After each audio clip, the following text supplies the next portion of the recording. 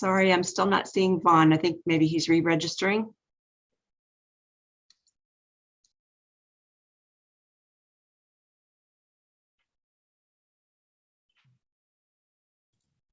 Denise, are you ready for us to start, and then Vaughn can jump on or do you want to wait for him? Okay, I'm ready. Thank you very much, Madam Clerk. We're prepared. Yep, I've got people downstairs. I'm in my office, but there are public commenters downstairs that I will be announcing for you. Okay, so do we want to wait until you get down there? No, I'm staying at I've got somebody helping me downstairs, so Michelle's down there. But we're recording and we're ready to go. Yep. Okay, there you go. Okay, put the flag up here. All right, good morning, everybody, and welcome to the February 18th meeting of the Regional Transportation Commission. At this time, we'll start with the roll call. Madam Clerk. Okay. Neoma Jordan. Present. Ed Lawson. Here. Vaughn Hartung, I know he's here. He's trying to get on. Bob Lucy. Here. Oscar Delgado. Here. Bill Thomas. Here. Adam Spear. I don't see Here. Adam on here. Here. Okay. Thank you. We have a quorum. Thank you very much. I know Commissioner Hartung is working through some technical issues and should be joining us shortly. At this time, we'll move into item 1.2, which is the Pledge of Allegiance. I see Cole Mortensen is on, and if he would do us the pleasure, if I see him take his mute off and lead us in the pledge. I would be happy to. I pledge allegiance to the flag of the United States of America and to the republic for which it stands, one nation, under God, indivisible, with liberty and justice for all. Thank you so much. I appreciate that. Okay, this time we'll move into item 2, public comment. Madam Clerk. Okay. Michelle, are you ready? Yes, we're ready. Okay. First, we have Amanda Nelson. And Michelle will run the timer. We're ready. Hi, my name is Amanda Nelson. I'm a coach operator for Keolis RTC Ride. I'm here today to address 2 topics. One is the mask compliance on the buses. We're still struggling getting people to wear masks. They believe that since the mask mandate has been lifted in Reno, it should be lifted on the buses, and it's becoming an issue at some points. We have some compliance and some get aggressive. They'll yell at us. I don't know what we can do about it, but I would like to bring that to your attention that it's still happening.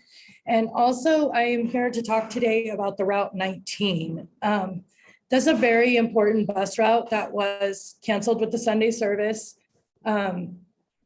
It takes people to the Social Security office, the community health center, a huge Latino markets down on Wells, and a lot of these people do not have vehicles. And the Social Security office, a lot of the people cannot take the Route 12 and walk over. They're disabled. They cannot, they cannot walk that far. And I would like to see that route come back, even if it's possibly once every 2 hours or, just Monday through Friday 8 to 5, just something to get the people over to that Social Security office. They really need it. Most of the people going there are just trying to get their Social Security checks, and they're in walkers. And I've transported a lot of them, and I've spoken with a lot of them, and they really, truly need that route back. And the Community Health Alliance, most of the people that go there are low income. They don't have a vehicle. They maybe have a stroller and kids, and they just need a ride over there during the week for their medical appointments. It's a really important route, even if we only run it every 2 hours. All right, thank you. Thank you, Amanda. Okay, next we have Chris Fuqua.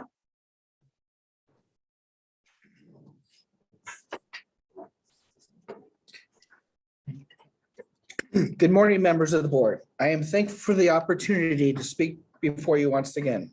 For the record, I am Chris Fuqua, Vice President of Teamsters Local 533. Governor Sisolak ended the mask mandate over a week ago. So why is this meeting not being held at the Washoe County office building where everyone can spread out if they wish to do so?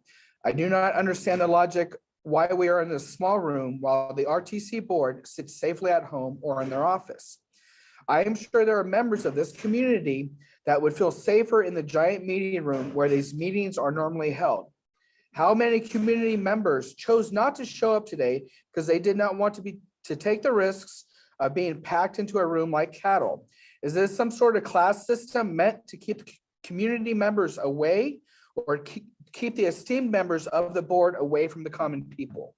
I encourage the RTC board to hold the next meeting back where it's normally held. I also want to remind everyone here today, the RTC board, all the politicians in Northern Nevada, and the rest of our community, that the RTC's paratransit contract between MTM Transit and Teamsters Local 533 expires June 30th, 2022. The Teamsters will be fighting for a livable wage, a reasonable pension, better insurance benefits, as well as language improvements that better protect our essential workers. This is imperative to our community. During this time and during negotiations, I encourage the RTC board to take a more active role, become more transparent with MTM Transit, the Teamsters, and our community.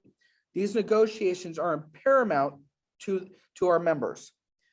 I have also encouraged MTM Transit to come share our meeting rooms at the Teamster Hall just a few miles away and negotiate a contract the way it should be, in person, face to face, and not hide behind a screen. I am hopeful that we can avoid the failings of keyless transit and the idleness of this RTC board. Thank you. Thank you. The next speaker is Donna Klontz.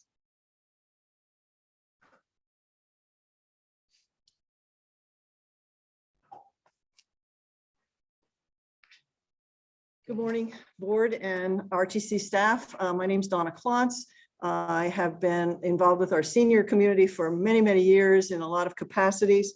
Currently, I'm helping lead the age-friendly Reno group and am part of the Washoe County Senior Advisory Board as an advisor there, and the Washoe County Senior Coalition Group.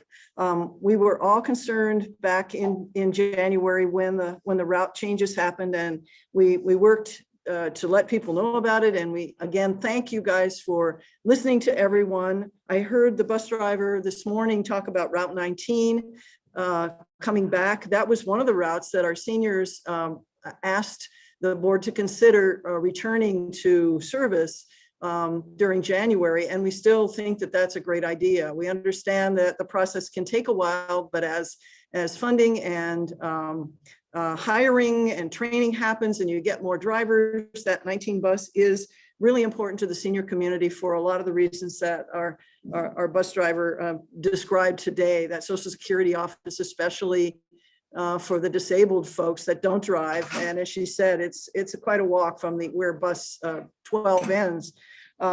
We also, I'm also here to speak to item 6.1 that's on your agenda today, the change in the rates for the paratransit and the flex ride system. We support that. We think that it's really important that those two services continue and grow, and that more and more folks become aware of them and start using them, because those smaller vehicles work really well for our elder community. So thank you for your time today. We'll be back every month. We're trying to learn more about what you are working on, and be here to support those things that help us all get around this community a lot better. Thank you.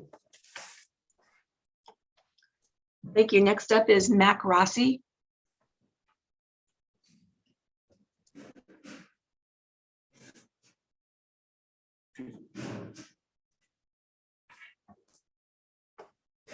Oh, sure. I'm not sure. Good morning. My name is Mac Rossi, resident of Reno. I'm here today just to address two items that are concerns we have as far as they've been pending. One has been pending for over 8 years with RTC and the other one for 4 years with RTC.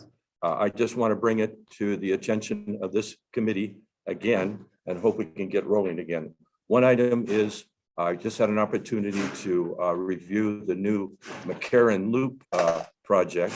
And the McCarran Loop, somewhere along the line, for 8 years, we've been working on a portion of where it's Leadership Parkway onto McCarran, and the other side is Keystone.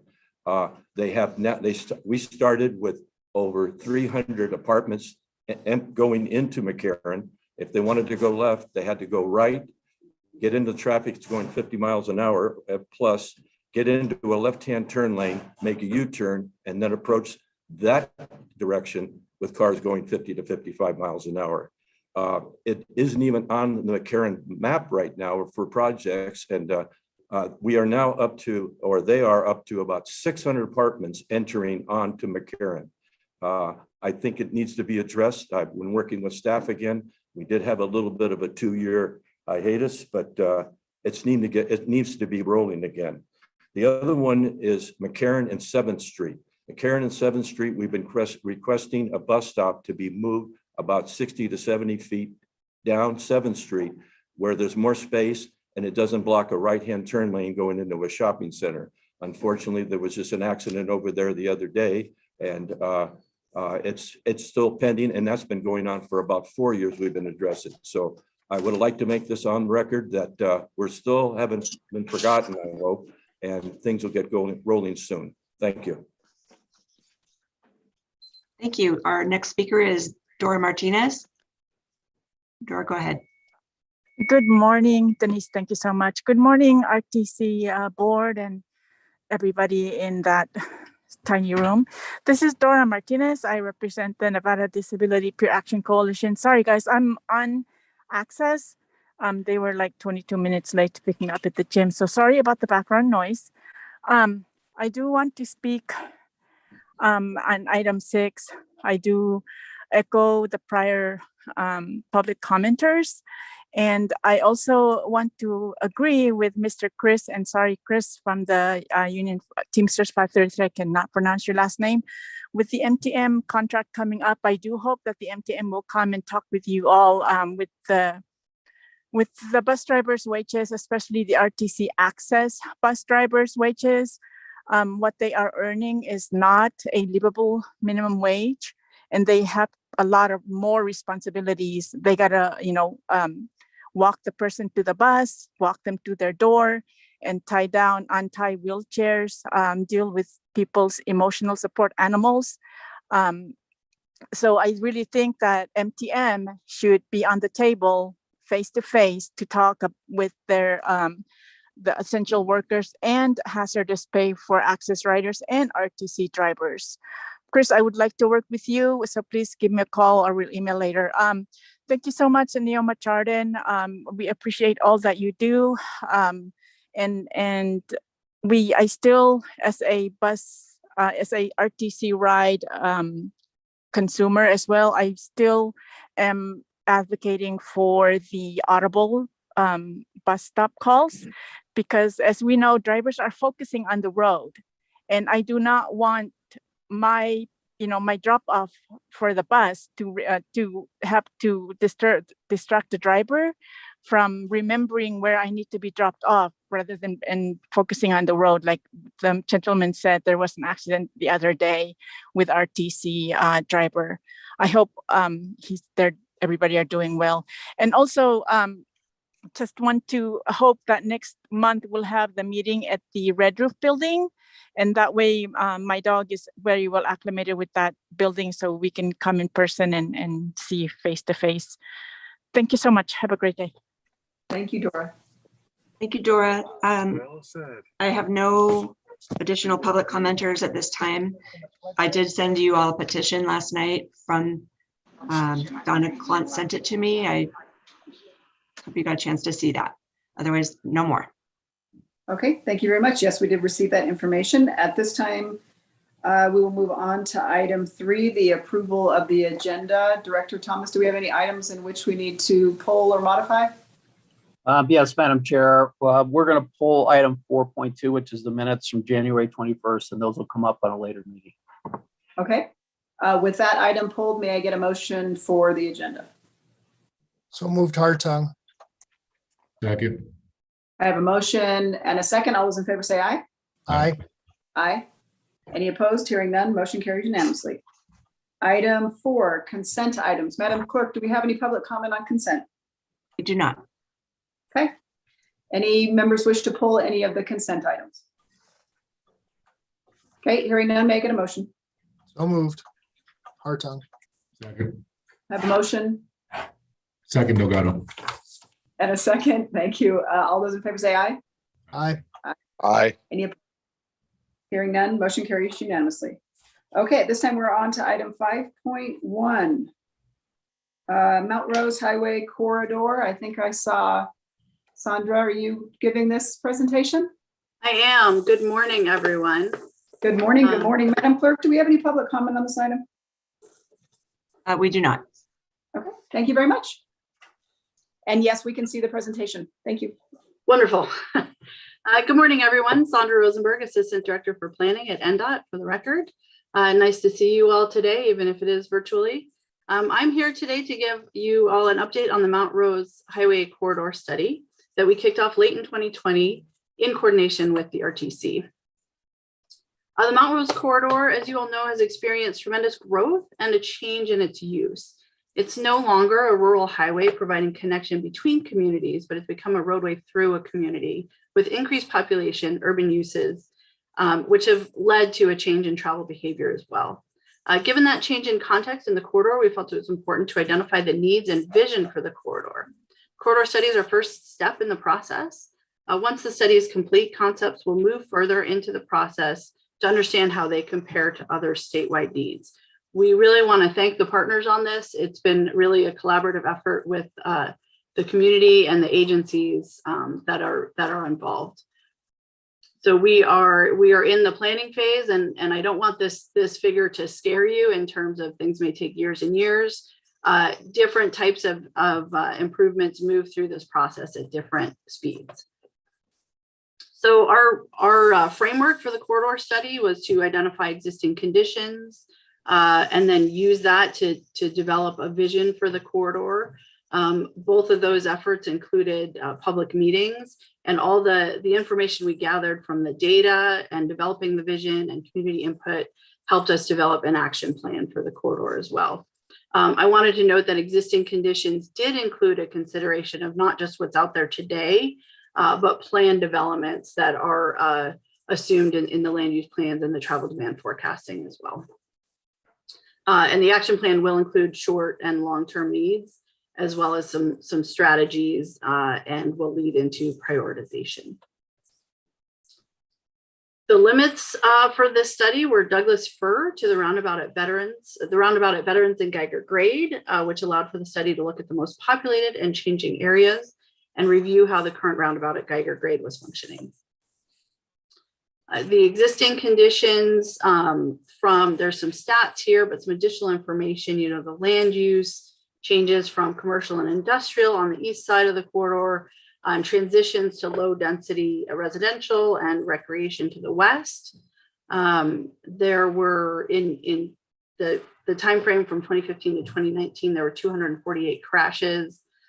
There were 7 fatalities from 2018 to 2020. There were 26 animal-related crashes, and a 2018 speed study showed that 34% of the traffic was exceeding the speed limit by at least 8 miles an hour. There is some pedestrian and bicycle connectivity, but it's definitely gapped, and there's definitely room for improvement there. And there are vulnerable road users in this corridor that would like additional connections. There are issues at some of the intersections. There's concerns about access. So those are all, that's kind of where we are today and why we're looking at this and how that turns into needs and opportunities. Once the existing conditions were determined, a public meeting was held to validate our findings, those existing conditions, and to set the vision and the needs for the corridor. We had 2 rounds of public meetings, both virtually and in person. We also had monthly meetings with the technical advisory committee and key milestone meetings with the stakeholder working group. The top concerns were safety and multimodal access. I did want to note that in this corridor, the multimodal concerns were more focused on the vulnerable road users, bicycle pedestrians, those outside a vehicle, not as much in the transit space, although I'm sure there may be future opportunities there as well. But really the concern about connecting those facilities for those outside of a vehicle. Definitely concern about safety, operations, and access as well. So we saw that when we looked at the data. We heard that back from the public as well. In addition to the public meetings, we also conducted a 30-day survey that began at our first public meeting. As you can see here, again, safety and multimodal were the primary concerns. I did find it, and priorities. I did find it interesting that the concern doesn't always match with the priority, but certainly safety was top of mind, and multimodal and access were top of mind as well. So then we set a vision statement for the corridor study, which again reiterated the need to look at safe and reliable multimodal connectivity through the corridor, and develop a long range vision for the corridor. So, and I know folks panic when we say a 30-year plan or a 30-year vision, but really the intent is to set the framework for the corridor so that we are all on the same understanding in terms of the function and purpose of that corridor and how the uses around it all work together. It doesn't mean that all of the recommendations we have are 30 years out. We have a series of recommendations that are in the near term as well as long term. So setting the corridor vision or the corridor concepts, we evaluated a number of different corridor vision concepts, including a controlled access facility, urban, arterial, suburban, parkway, and rural. As you can see here, we basically segmented the corridor into those areas. So it's not the whole, but certainly the whole corridor is not one, does not serve one purpose or have one function. It changes as you move towards the mountain. So the area from Thomas Creek to Wedge, we think that the vision there is the urban arterial concept. And then as you move further west, suburban parkway, and then it gets to be more rural. And the difference in those concepts really has to do with how we anticipate the intersection control to be, what types of intersection control treatments there are, median and outside edge type, access.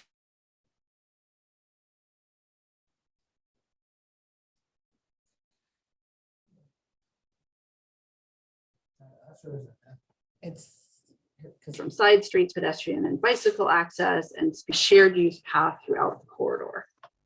So a little bit more on what those concepts look like. I do want to be clear that all of these images are just concepts at this point. These concepts will get moved further into the process, and we'll have additional opportunities for input as we move these concepts forward. But starting at the westernmost portion of the corridor, Douglas Fir to Bordeaux Drive, the concept is really a rural highway, and some of the potential there are improved Douglas Fir Drive intersection, Galena Creek Trail pedestrian crossing, and a multi-use path. The next segment, Bordeaux to Thomas Creek, that's the suburban parkway concept, likely roundabout intersection treatments, and a multi-use path. So it starts, the corridor starts to widen up a little bit, but it still has kind of that suburban rural feel with the natural landscape in the median and on the shoulders. And then you start moving more into the urban area and the urban arterial concept, where you start seeing signalized intersection treatments, enhancing the roundabout at Veterans Parkway, and potentially a toll road extension. The selection of the corridor concepts establishes the long-term vision, as I said, for how to manage the roadway footprint and operations. We identified 26 needs that were identified. Sorry, we identified 26 corridor needs reflecting major character elements and addressing intersection operations. The needs do not represent a full inventory of the improvements. It's not necessarily a list of specific projects just yet, although we do have some near-term ones. But we identified the needs, and that's generally our planning process as we go forward. We don't want to identify projects early on. We want to identify the needs and then morph those into projects that meet those needs. So the next steps will further the planning and design to evaluate specific improvement details, including safety enhancements throughout. And the idea here is we're providing a consistent approach to evaluating the entire corridor and then providing that opportunity for individual improvements to move forward at different speeds.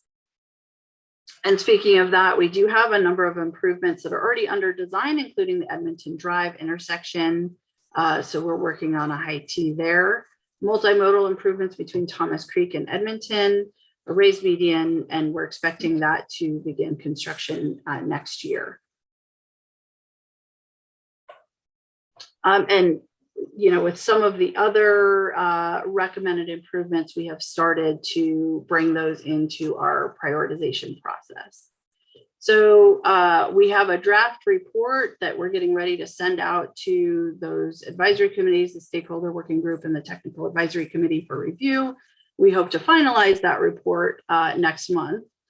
Certainly, if we get a tremendous amount of comments, we will adjust that, but we have been working with everyone this entire time. So we hope that, these concepts, everyone, that we've heard has bought in so far. So we want to make sure that everyone still agrees with these concepts and then the process for moving forward.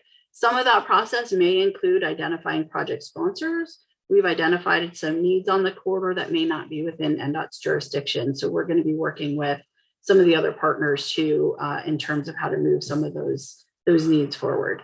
We'll amend the STIP as needed for the near-term opportunities that prioritize, and we'll work with RTC on long-term needs so that can be included into the regional transportation plan. Again, we want to thank many of our study partners that were very engaged in this process, and these are some of the agencies that participated. Along with, we want to thank the community along that corridor who has been very engaged and very helpful in us, refining those needs and those recommendations. And with that, I'm happy to take any questions. Thank you so much, Sandra. If you don't mind taking this off the screen, and we'll open it up for questions from the commissioners as soon as this is off.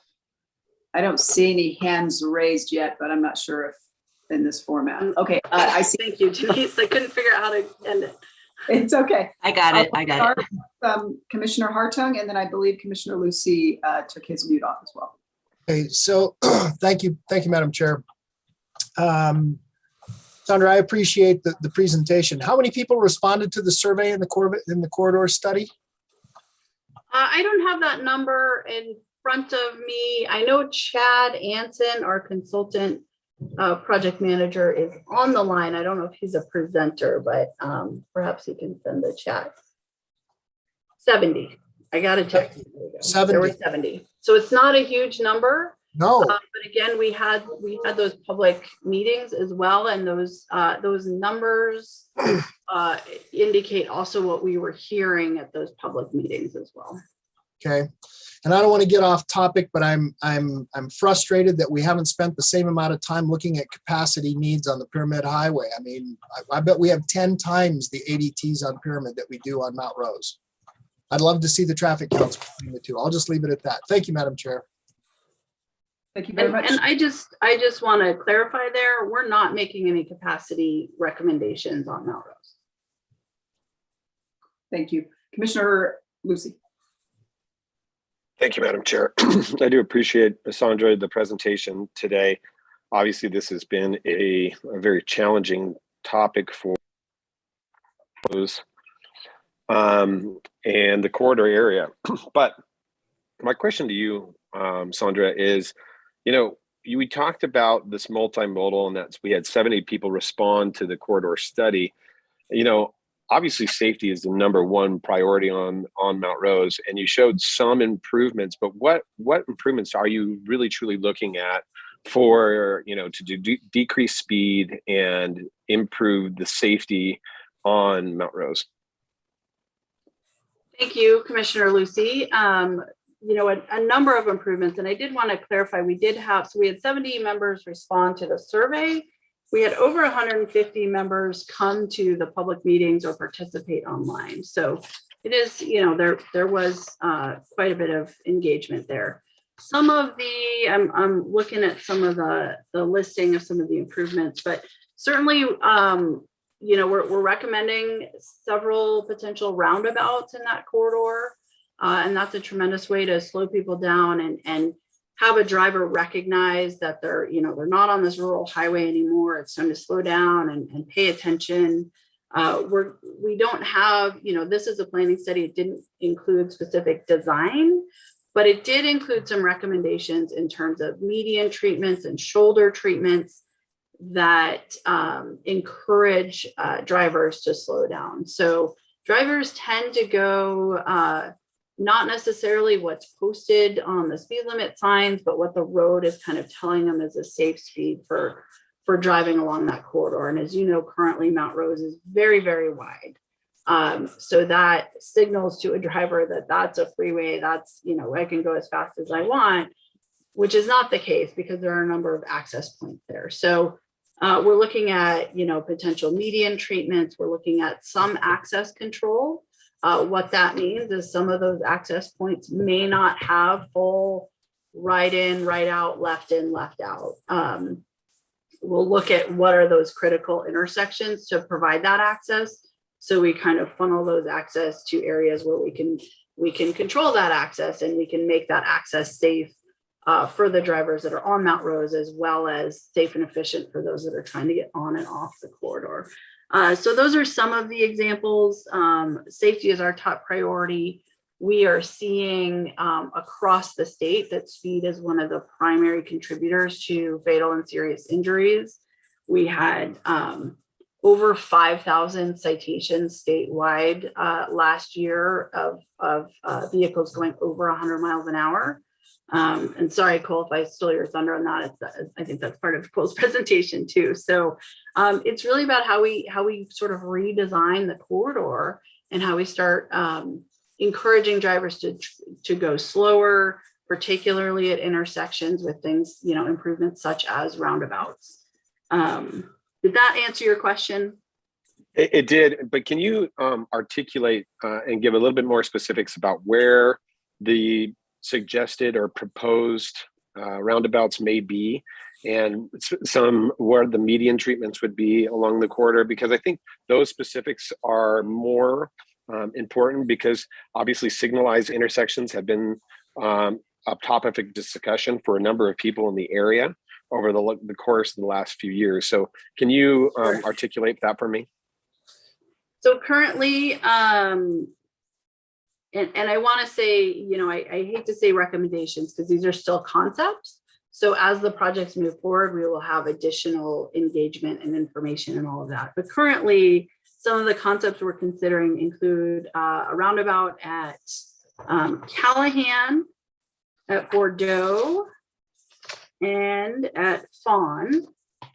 And then through the urban arterial area, so the area closest to the freeway, we're looking at potentially a raised median throughout, so that limits some of those left turn movements. Driver feedback signs, that's another thing we're looking at. Sometimes when you see that those flashing lights and it telling you what speed you're driving, it does capture your attention. We have a long list. Like I said, we have 26 concepts that we're moving forward, and those will be available shortly, but those are some of the examples. Well, in my opinion, and thank you, Sandra, I do appreciate that. In my opinion, obviously safety is a priority. Mount Rose Highway is a unique corridor, as you pointed out, because of the access from an urban setting to a suburban setting and more of a rural setting all along the corridor. It acts as gateway to Incline Village in our western community of the state of Nevada and Washoe County. And so for us, it's very important to maintain the safety on that road. Obviously, the three corridors would be, the three roundabouts would be a priority for me moving forward, or any type of intersection that would provide for safety.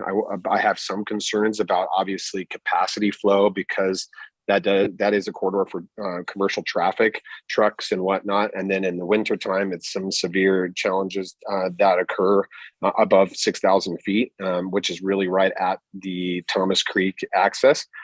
And then the other thing I would ask too, Sandra, if this is we're still in the planning stage or kind of the concept phase, is the discussion of extending Butch Cassidy. Instead of doing the improvements at the Edmonton intersection, really moving the Butch Cassidy alignment up and kind of S-bending that up and bringing that into a four-way intersection at Thomas Creek.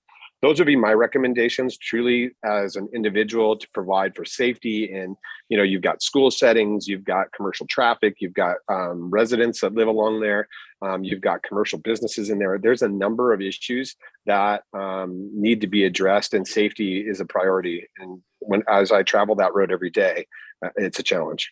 So as much as I like the multimodal idea, and I think it's a priority that we need to put into the vision, I think that the priority needs to be and should be going forward as soon as possible, addressing those safety concerns. Thank you, Madam Chair. You bet. Any other members have any questions or comments at this time? Okay, I'm seeing none. Oh, I think I heard a voice. Yes, Hartung. Oh, Commissioner Hartung, yes. Thank you. No, and I just wanted to echo Commissioner Lucy's comments. I think that there can be some relatively simple measures. A center median, Ms. Rosenberg, down. It would have stopped the crossover. While I recognize you have no crystal ball to say, well, okay, these kinds of things, are possibly going to happen.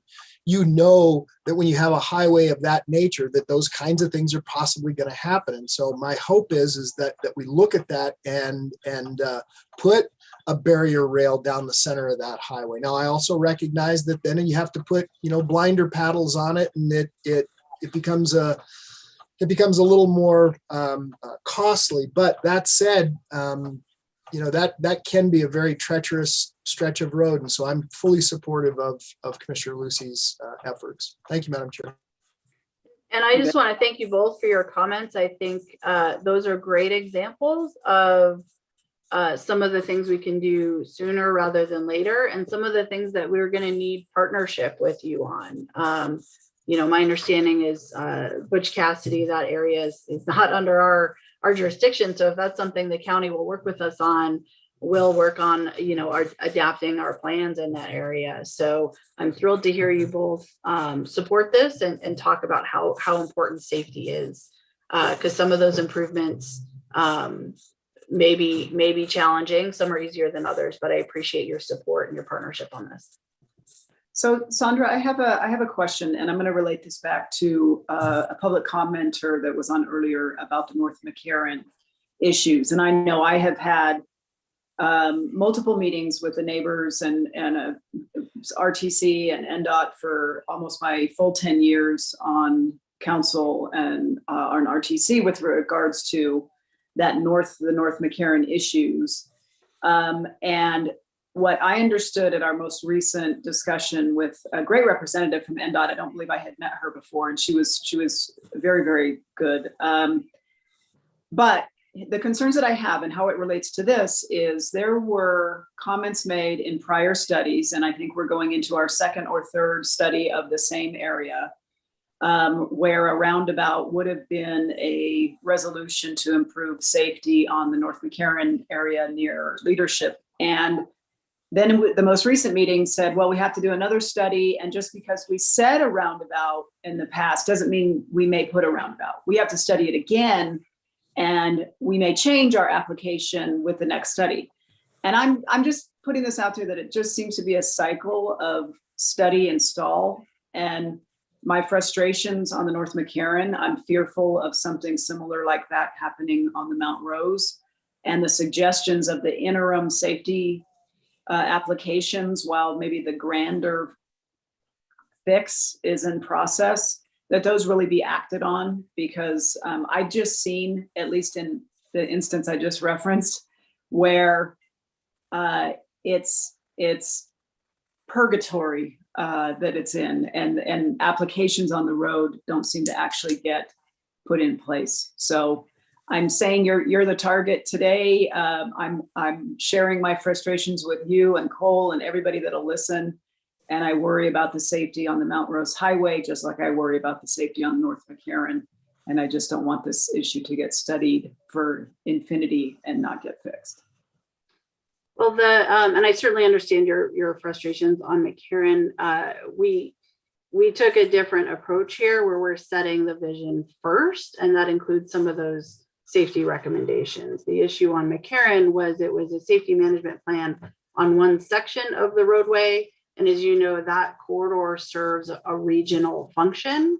So our concern, in addition with some serious concerns about the actual implementability of a roundabout at that location, but the concern is if we start putting roundabouts on McCarran, we're changing the nature of that corridor, and we hadn't had a full regional conversation about the function of that corridor like we just completed on Mount Rose. So that's why we're partnering with the RTC to lead that effort to make sure it's truly a regional visioning exercise on McCarran.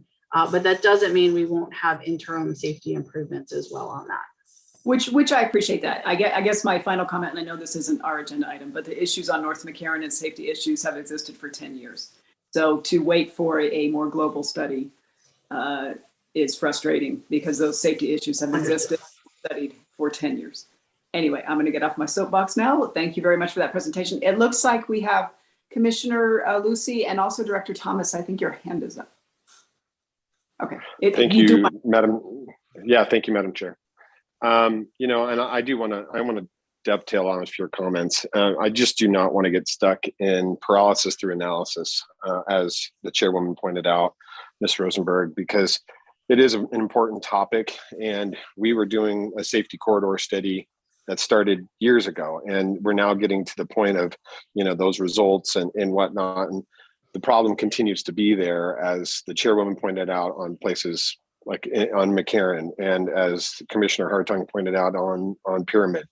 We need to have more action and really subsequently try to identify funding and what we can do now for that low-hanging fruit, which is what the vice chair has said multiple times over. Vice Chair Lawson speaks this, we got to go for the low-hanging fruit. What can we fix today to really achieve the vision and the goal, instead of continuing to analyze that people are dying, and that's really what I'd like to see. So thank you for your presentation today. Like the chairwoman said, you're not the target today, unfortunately, but you are. And so we appreciate all the work you've done. Thank you. Yes, thank you. And I hope you don't take it as a direct shot, or Cole or anybody. It's a frustration with the process, which seems to be a never-ending one, while the issues in the community still are paramount and ever present. And we just want to see some action, and however we can partner to get action, we certainly want to have those very aggressive conversations. Director Thomas. Thank you, Madam Chair. Just to carry on the theme of this conversation. This is a presentation from Ndot, but it is agendized as an action item. And I do believe, my experience, as well as what Sandra just presented to you, this is a very thoughtful plan. And the concepts, I think, are wise in terms of moving forward. But perhaps my suggestion to the board would be, while we're not at a project, we're not at a point where there's a final decision, The way we get to action is to make choices and to pick priorities. And I think we all know that. So if the board was of the mind to provide a more formalized direction in terms of what your opinion is at this point, there might be some value to you giving that kind of more of a specific direction on what you would like to see as opposed to individual comments. It tends to have a little more influence on moving things quicker. And I know NDOT's not asking for that. That may not be normal for this kind of process, but it does, I think, in the way our world works, have a little more bearing on what your choices and your priorities are, because those will play into, as Sandra's pointed out, the partnership that RTC is going to have with NDOT in making changes in that quarter based on this study. Thank you very much, Director Thomas. I believe Commissioner Lucy might have some words. Yes, I do, Madam Chair. So if I'd like to form a motion that RTC leadership move aggressively forward with working with NDOT and pursuing safety improvements along the Mount Rose corridor through this vision, and address possibly the roundabouts and whatever safety improvements can be had. Second. Okay, we have a motion and a second. I look to our legal counsel. Do we need anything else in that motion, like an acceptance of the report with the modifications as presented by Commissioner Lucy? I think that would be best, to accept the report with the direction that Commissioner Lucy provided. Okay, I will amend my motion to accept the report with the modifications that I've as presented. Seconder agrees. Okay, we have a motion and a second. Any further discussion? Seeing none, all those in favor say aye. Aye. Aye. Hearing none, motion carries unanimously. Thank you very much for your Thank presentation. you. Okay, Madam Clerk, I believe we were on to item 6.1. That's correct. Comment on this item. We do. We have Mr. Chris Fuqua, followed by Gary Watson. Okay. Michelle, you ready down there? Yes, we're ready. Okay, go ahead. Again, for the record, I am Chris Fuqua, Vice President of Teamsters Local 533. I want to encourage the board members to pass item 6.1, which will increase the per service hour rate from $62.11 to $68.87, and a special extra service rate from $30.30 to $35.42. The per service hour rate increase is almost 11%, and the special extra service increase is almost at 17%. How much of this proposed 11 to 17% increase will actually go to those essential workers who need it the most? Shouldn't the RTC board be taking a more active role in ensuring that these increases are going to do the most good by increasing wages, pension, and better health benefits to our essential workers who have been serving our most vulnerable community members even throughout this pandemic? Your labor market study is focused mainly between 2013 and 2020, or even between May 2016 and May 2020. Why stop at May 2020 when we all know inflation really started to skyrocket these last 16 months? These increases will help MTM absorb the higher costs that we have all witnessed over the last 16 months. But again, how much will those increases actually go to our essential workers, and will it even be enough? I want to remind you that on December 1st, 2020, Tahoe Transportation District Board of Directors unanimously approved a $4 raise for all transit staff, which included bus operators, dispatch, and reservationists, utility workers, and mechanics, regardless of tenure. This $4 increase went to everyone, whether they only worked there a couple of months or a couple of decades. They all received a $4 raise pay increase, and these same essential workers will still be receiving up to an additional 4% increase in July 1st, 2022. Shouldn't the RTC board be doing the same for our transit workers? And I also encourage you guys not to forget about our brothers and sisters over at Keolis Transit, for they are the ones that paved the way for these increases that MTM Transit will be receiving. But again, I encourage you to pass item 6.1. Thank you.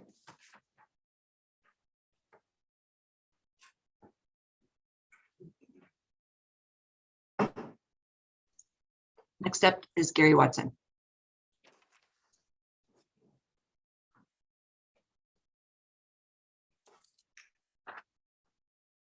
Thank you. Gary Watson, President of Teamsters Local 533. For the record, I represent the essential workers employed by your contractor at both the fixed route and paratransit services. The Teamsters support agenda item 6.1 and hope the board adopts it. But we believe more needs to be done and should have been done sooner. Sooner might have saved the stress you put on passengers and workers at fixed route. The study that is provided is of concern at this point. Our area is very volatile as the rising costs in commodities, no affordable housing, a medium cost of a house in the $600,000 range, and rent over $1,500 per month. More needs to be done now and in the subsequent years remaining on the MTM contract. You're only addressing this year. Cost of parts, fuel, or insurance should not be subsidized into this amount. This cost increase should be directly allocated to the essential workers' wages and benefits to get them up to par with the wage study that you had conducted. These essential workers put their lives on the line for the last 2 years of this pandemic, and you can praise them for their service and dedication, but more importantly, you should reward them with livable wages and benefits to keep this service running. Livable wages and benefits to keep this service running is important to the community and keeping it at the levels it should be. The RTC board, you have the ability to set the minimum wage in your contractor's agreement. You've already done it when you brought MTM or Keolis in, you put the minimum wages in there. This could have been done with this agenda item as well. You also have the ability to demand a labor peace agreement in your contractor's agreements. If you are unaware of what a labor peace agreement is, you can contact me. Lots of government agencies utilize them to ensure labor harmony. Again, we support this agenda item, but think more needs to be done. Thank you. Madam Chair, we have Dora Martinez would like to speak. Thank you.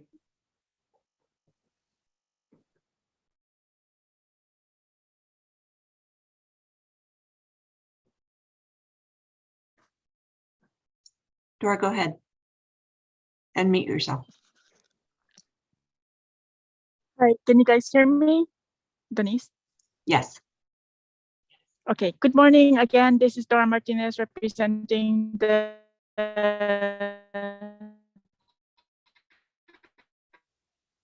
Nevada Disability Peer Action Coalition. Dora. I would like your public commenters, Gary and Chris, all raise wages. Yes? Oh, I just wanted to say your. Go ahead. But we got you now. How about now? Yep, you're good. Perfect. I feel like a Verizon commercial. Okay, so I would like to echo the prior public commenters. We have excellent drivers here in RTC Access and RTC Ride.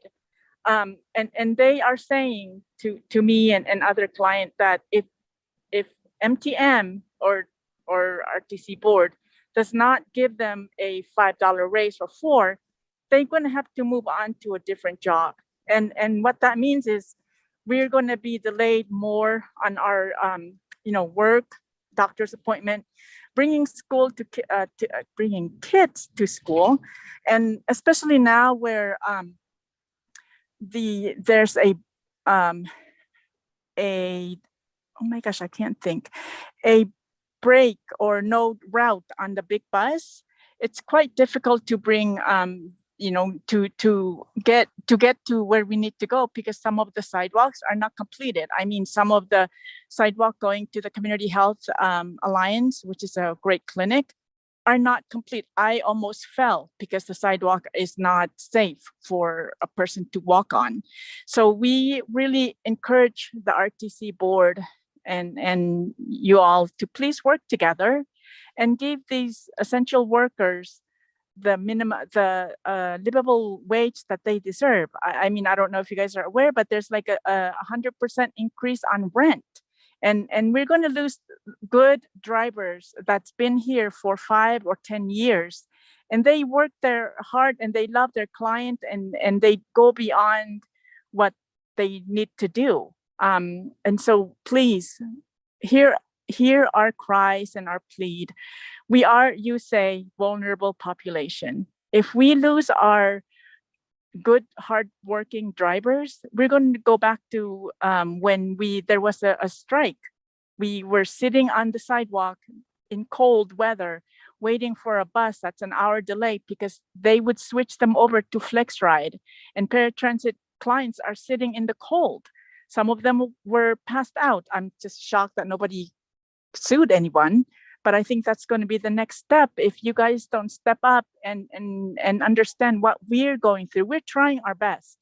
We're trying our best to do work and bring our kids to school, and people have to do their dialysis. That's what they got to do. Okay, thank you so much, Denise. Take care. Thanks, Thank Dora. you very much. I have no additional public comment. Thank you very much. I believe at this time we might have a brief presentation. Oh, wait, is there somebody else? Nope. Nope. I think Dora was disconnected. Okay, Mark, take it away. Thank you, Chair. Commissioners, Mark Mullally, Director of Public Transportation. We have an MTM Amendment 9 for operations and maintenance of ADA paratransit and on-demand transit services for your approval today.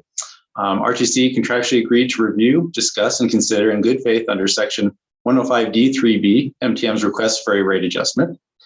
As you know, the global economy has been affected beyond traditional measures with potentially long-lasting and far-reaching repercussions due to the unexpected impacts of COVID and the prolonged nature of this health crisis. Due to these constraints of supply chain issues, the rising cost of parts, fuels, and insurance, as well as labor, MTM is finding it challenging to remain competitive in tight and unpredictable market. RTC staff independently reviewed and analyzed MTM's requested contract change considering multiple variables: actual MTM's expenses for maintenance, parts, and insurance compared to original bid estimates, a labor market study developed by the University Center for Economic Development at UNR, and their overall performance. MTM for the past 4.5 years has played a major role in providing quality transportation service for our disabled community, as well as being innovative, leading the nation in successful providing RTC's Flex Ride program.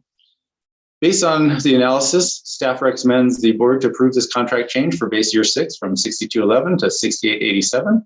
Funding for this item would be included in the FY 2023 budget. I'll gladly answer any questions. Thank you very much. I believe Director Thomas, did you have some input? Yes, thank you, Madam Chair and board members. Very briefly, I think this item that Mark just presented to you is a reflection of the board's awareness and concern and interest in addressing a part of our public transportation system that is particularly vulnerable. And that's why this item is here, and that's why we're hoping you will move it forward. But I also want to address, particularly for the public who may not understand this, what we all know, and I think even the commenters know, is that the wages, the pension, all the benefits that the drivers and other staff and employees get is directly the responsibility and in basically the court of Local 533 and MTM, and is not a responsibility, nor can we be involved in those negotiations. So I just wanted to put that on the record. I think you all know that. We've said it many times. I believe everybody else understands it, that we have a relationship with MTM, and MTM is the employer, and they negotiate salaries and benefits with Local 533. Thank you very much. Mayor Lawson. Are you ready for a motion? I am ready for any commissioners who have any comments or a motion. Okay, take it away. Well, number one, I think this is good thinking by the board, and as we know, the world has changed in the last couple of years. So I'm glad to make the motion to approve item 6.1 with the increases as noted. Second, Hartung. Okay, we have a motion and a second. Any further discussion? Okay, hearing none. All those in favor say aye. Aye. Any opposed? Hearing none, motion carries unanimously. Great job. Okay, item 7, reports. Director Thomas. Thank you, Madam Chair.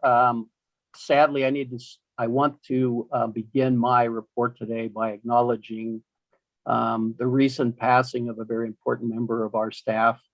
As you all know, Michael Moreno passed away recently, and I wanted to share with you, as well as the public that might be watching, that his family has set up a celebration of life, as you can see here, for Saturday, March 5th from 3 to 7 p.m. at the Nevada Museum of Art.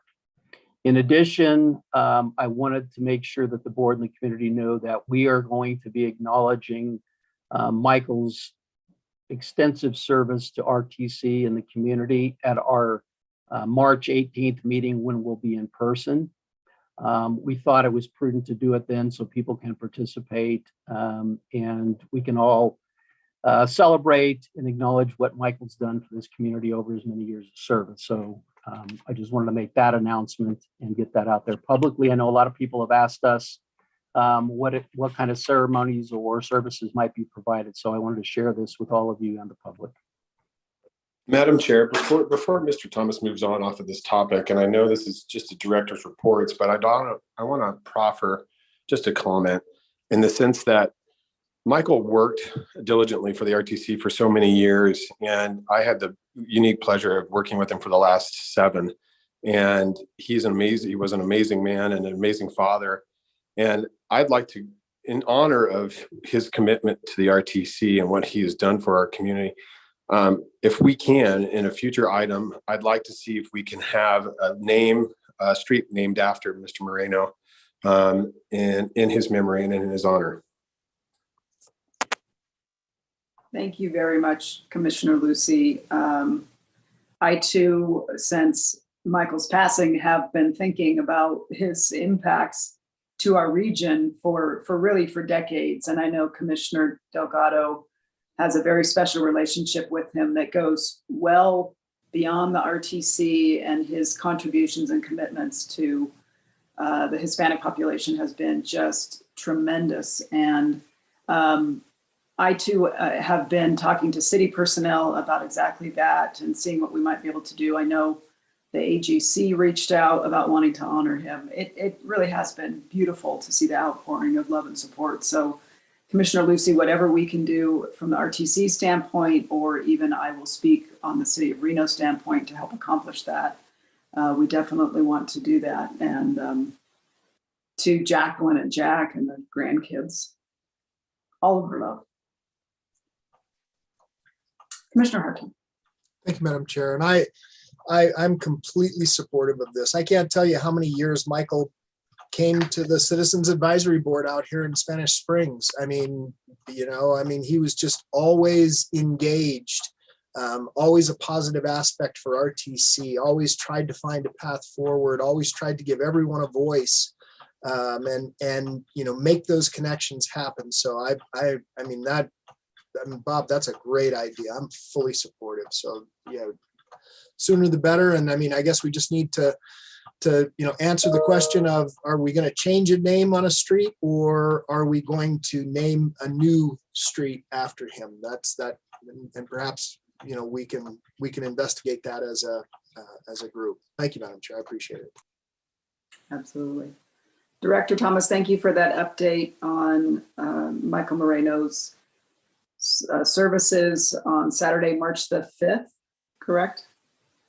And then, is that correct? That is correct. Okay, and then we, of course, our next meeting of the RTC will be in person in county chambers, and we will do a full sort of regional honoring of Mr. Moreno at that time as well. Okay, I apologize, Director Thomas. No, I don't apologize. That was completely appropriate. Back to you. Yes, and thank you. We didn't want this meeting to pass without an acknowledgement, but I wanted everybody to understand we will do just as you said, which is give an opportunity for a more in-depth and more detailed acknowledgement. The second thing I wanted to talk about, which really kind of comes out of that conversation, is this meeting, which was set up as Zoom. There wasn't anything nefarious about it. We set this meeting up at a time when the COVID surge was actually heading in the wrong direction. And we were not aware, nor did we have advance notice that the governor was going to drop the mask mandate. So this meeting was reflective of the situation, the time when we arranged it. And so I just want to make sure the public understands that was why we did what we did. Our next meeting is planned to be back at the county commission in person. And I just wanted to share that with all of you and with the public, that would be our assumption in the world as it exists today with COVID, that we will be moving back to in-person meetings subject to any change, which all of us know this has been very fluid and in many cases puts us in a spot where we all have to respond, and planning in advance is difficult to do when you're in a responding situation. So I just wanted to make that clear, why we're doing this meeting this way today.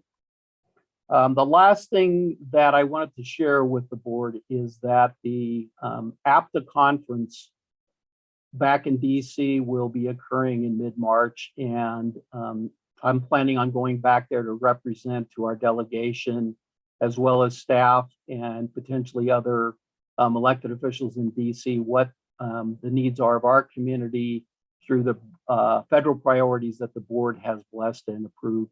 And certainly if there's issues of individual members that you'd like to carry that message back, I will. And then also just to acknowledge that Vice Chair Lawson is going to be back there back in DC representing the RTC at the Chambers fly-in, which will be actually at the latter part of March. So I wanted to just publicly thank him for doing that on behalf of all of us at RTC. And that concludes my presentation. Thank you very much, Director Thomas. At this time, we'll move into item 7.2, the federal report, which you kind of touched on. Yes, I think the most important thing is what I just said, which is we'll be going back, as well as a lot of other people. So I don't want to mislead that somehow DC is just open to us. This is the time of year where I think a lot of people are going to be back there lobbying for their interests. And I can assure you we're in a good position. Our delegation back there is very supportive and have been encouraging about making the most use of this time. We're still waiting for details on the on the bipartisan infrastructure law. That has been passed. It is moving forward, but the public may not be aware, and I'm sure all of you are. The first step is the allocation of the money. The money hasn't been formally allocated because the appropriations bill still needs to be passed. It's our understanding that another continuing resolution will move the funding decision out until, I believe, mid-March.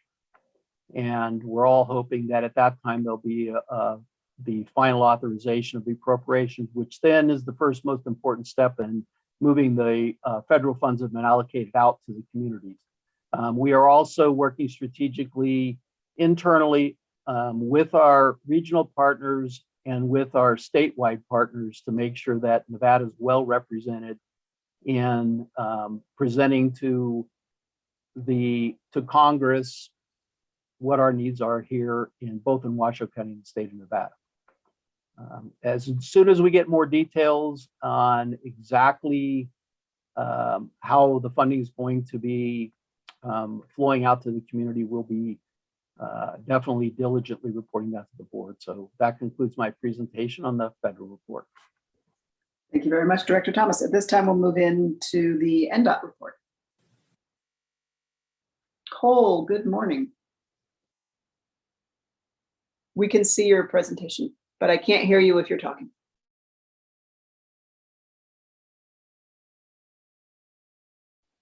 Sorry about that. It wasn't allowing me to get back to the Zoom call to unmute myself. So, Okay, we can hear you now. and you're seeing the presentation itself. Yep. Excellent.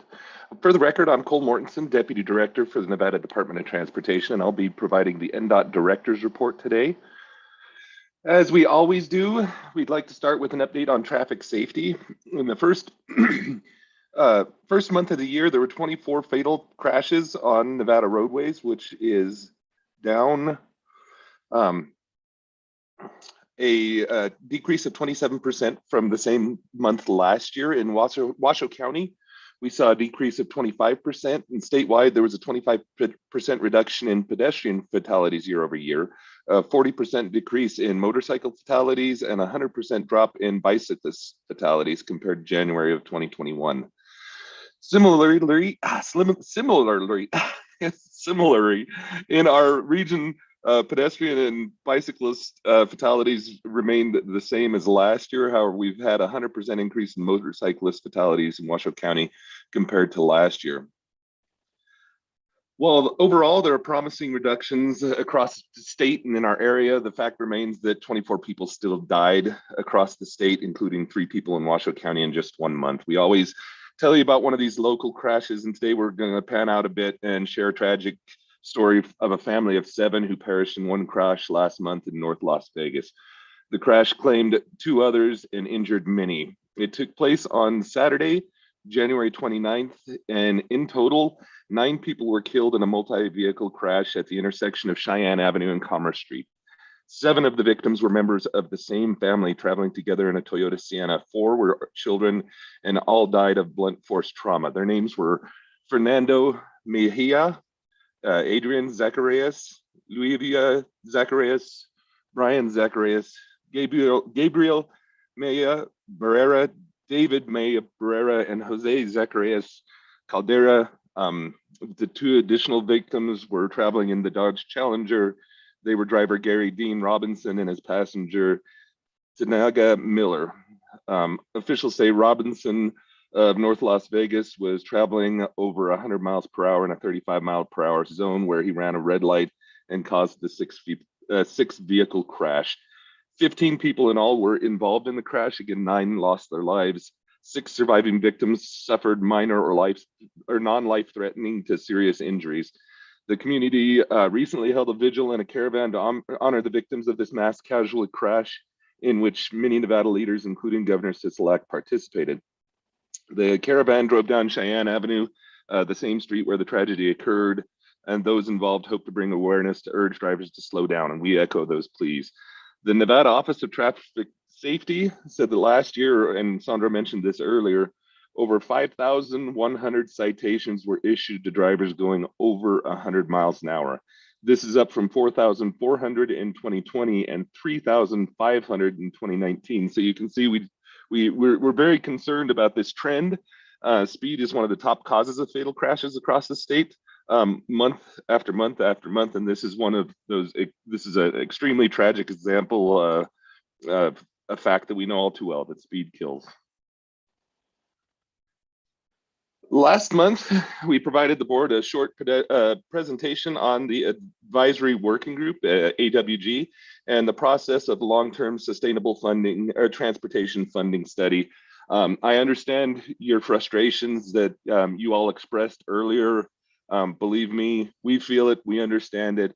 I think presently we believe that we're underfunded to the tune of about $530 million year after year. Now that's a big chunk of money that we're not able to meet the needs of the state of Nevada. So believe me, we understand the frustration with some of these projects taking far too long to get delivered.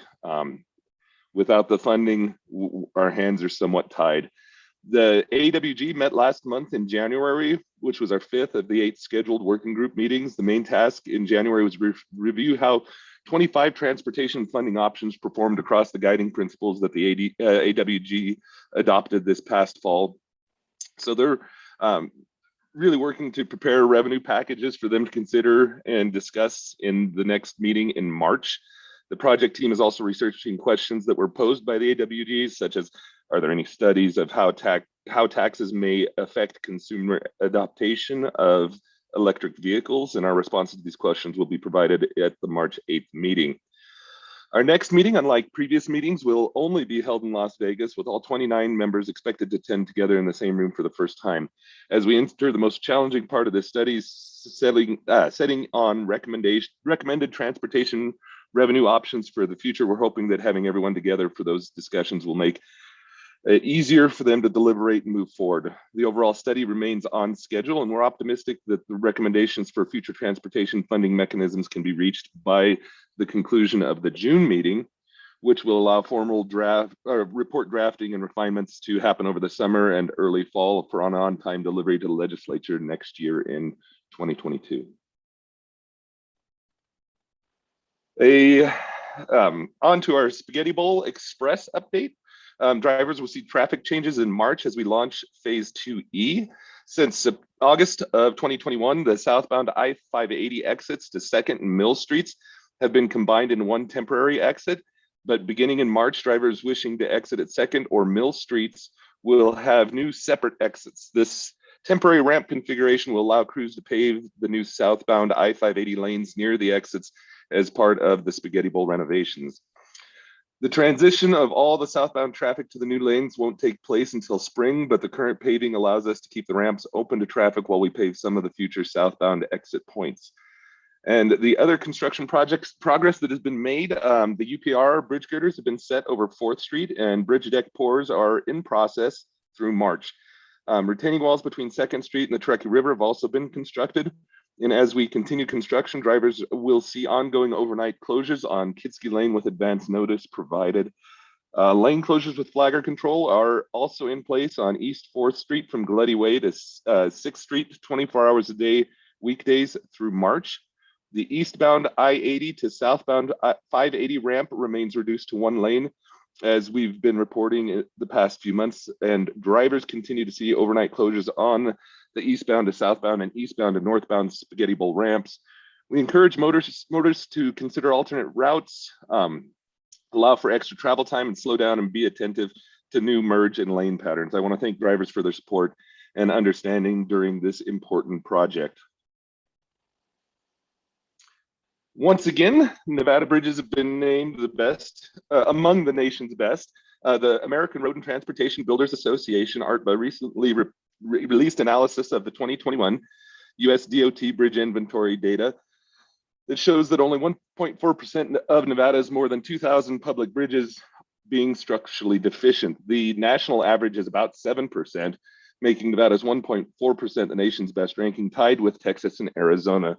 We're very proud of this. Nevada's bridges have been ranked among some of the nation's very best for the previous 8 years, and thanks to Nevada's dedicated bridge inspection rehabilitation program within the department.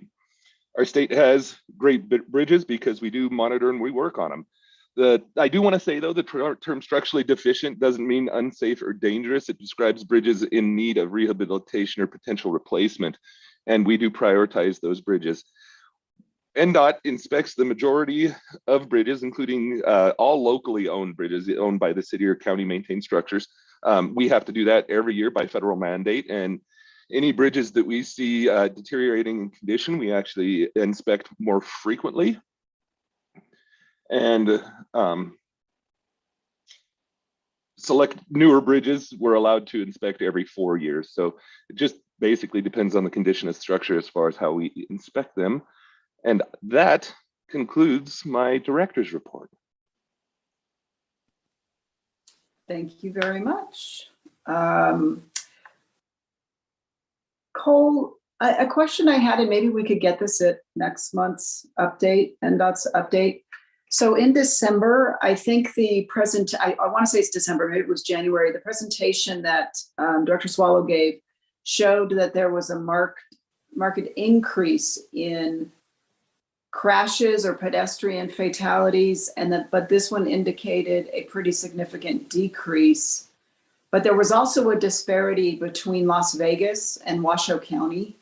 And I'm just wondering if we could, maybe going forward, while we always want to see the statewide NDOT numbers, but if we could get a breakout slide that shows what's happening in Washoe County, that would be super helpful. And the reason being is there was also another study, and I'm trying to remember who put it out, that said that Washoe County's, I don't remember if it was crashes or pedestrian incidents, were down, and those were at least in part attributable to the engineering that we had and others in the community had deployed in our community.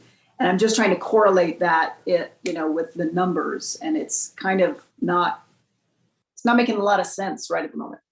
I'm happy to pass on that request.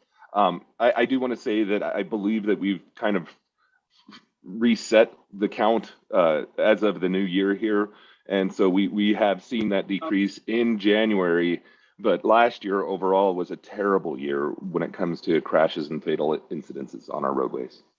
Okay, so Cole, maybe what we could get for last year, a snapshot of Washoe County for last year, and then going forward, a snapshot of statewide and Washoe County separately going forward, just so we can kind of track it, because now it makes a little bit more sense because you cut it off at the calendar year. But it would be helpful to just see Washoe County kind of carved out for our. I will pass on the request. Thank you so much. Any other members have any questions or comments? Commissioner Hartung. Thank you, Madam Chair. Cole, while you're digging numbers, can you get me some current traffic counts across the region? I have the NDOT website counts, but those are 2020. Those are, two and change years old. Yes, sir. I'll see what I can do. Thank you so much. Do you have specific facilities that you'd like those numbers from, or maybe you can email me that after the meeting? No, my main concern is, of course, I'd like to see I-80 maybe going out to the Tri-Center, and back to the Tri-Center. I'd like to see what's heading east and west from the Tri-Center. Does that make sense to you? Like out to Fernley and beyond, and from Reno Sparks, Washoe County out. I'd certainly like to see 395 north and south. The numbers are the same. 395 north. I'd like to kind of understand where the divisions are going. 395 south also.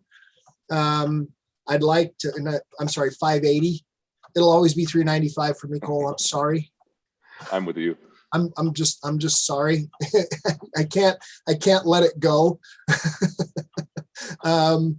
And then I'd of course like to see Mount Rose and Pyramid Highway, especially. Those are big. And I'd also, if it's possible, I know I'm pushing, but I'd like to see McCarran, the ring. I will pass on that request as well. Thank you, brother. Yep. Vaughn, from my previous life, I don't think they come out with those numbers for 21 until like June. So Cole may not even be able to get them. There is a delay, and so like I said, I will see what I can do. It may be that we actually do have some of those volumes that are more recent, and if not, I'll get you the most recent information that we have.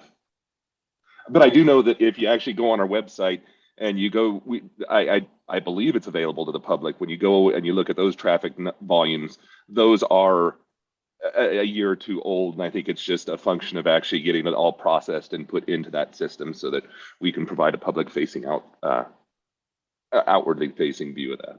And it's I did, but one of the interesting things was when you look at the 2019 numbers and then you look at the 2020 numbers, it's pretty significant. And I'm wondering if that's still because I know 2020 was the beginning of the pandemic and then the lockdown, but 21 we came out and opened businesses, and now 22. So I'm just not convinced how accurate they are when you compare 19 and 20. But I appreciate it. Thank you. Yep, you bet. Thank you very much. Mayor Lawson, did you have anything else? Nope. No? Okay. Any other commissioners have any questions or comments? All right. Seeing none, Madam Clerk, did we have any public comment on any of the items under 7? No, we did not. Okay. Thank you. Thank you, Cole.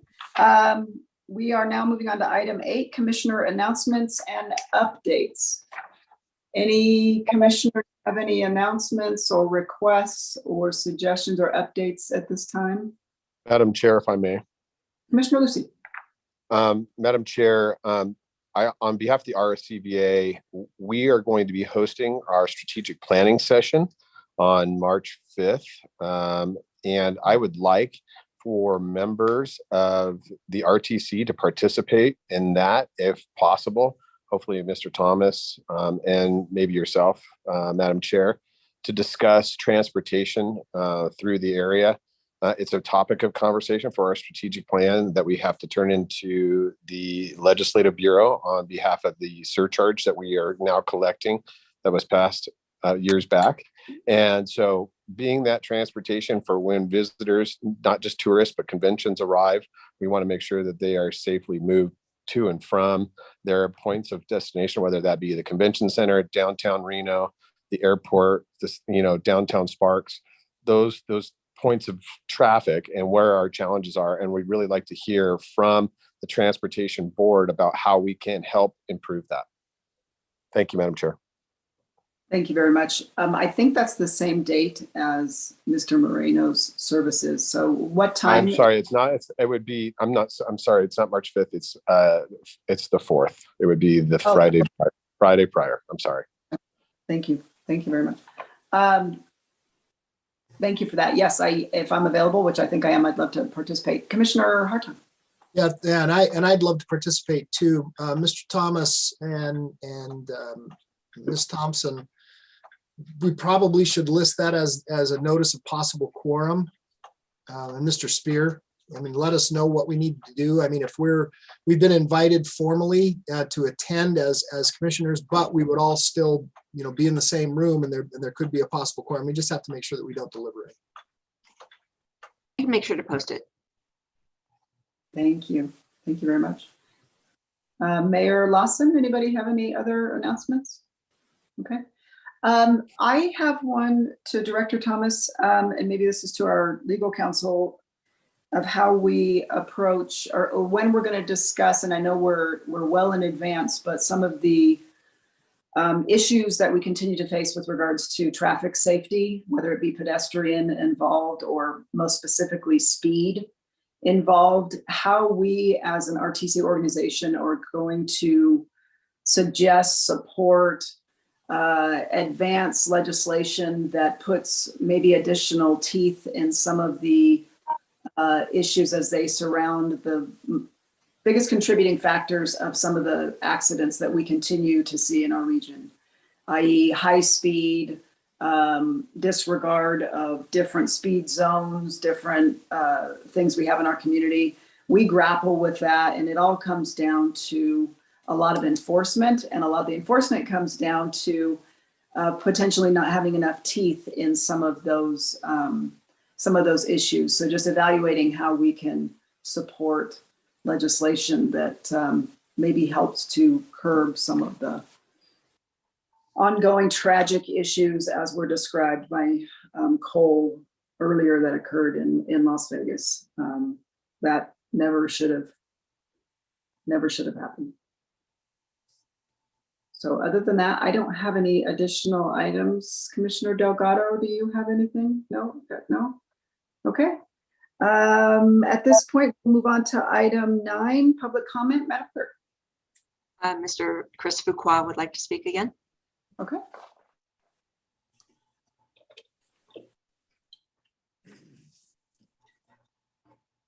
Chris Fuqua, Teamsters 533, Vice President. I want to thank the board for unanimously approving item 6.1. I hope this will be a good starting point and will help with negotiations.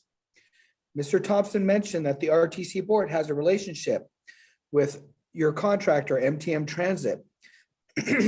But shouldn't the RTC board also have a relationship with the Teamsters 533 and our members, who are also part of your voting constituents?